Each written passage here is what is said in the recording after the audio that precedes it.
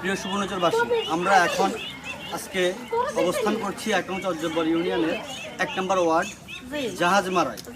হ্যাঁ, এখানে আজকের দিনে বর্তমান পরিস্থিতি আমরা আপনাদের দেখাই যে আমরা অনেকে সুবর্ণচরের বাইরে ত্রাণ নিয়ে যাচ্ছি। সুবর্ণচরে আমরা বলছি যে সুবর্ণচর কোনো মানে প্লাবিত হয় নাই, বন্যার পানি দ্বারা মানুষ আটকে যায় নাই। কিন্তু আপনাদের একটু দেখা যাচ্ছি আমি এখন যেখানে আছি এই ঘরটাতে আজকের দিনেও দেখেন কি পরিমাণ পানি এর মধ্যে বসবাস করবে, বসবাস যোগ্য না, বসবাস অযোগ্য হয়ে আছে। এখানে থাকবে রাতে যেমন ঘুমাবে, ঘুমার মতো ওই পরিবেশটা এখানে নাই। আমরা একটু আমাদের উপজেলা, আমাদের এই গ্রাম, আমাদের উপজেলা এখানে একটু আমরা নজর দিই। এই অঞ্চলের মানুষ এখানে যে রান্না করবে একটু রান্নাঘরটা দেখায়।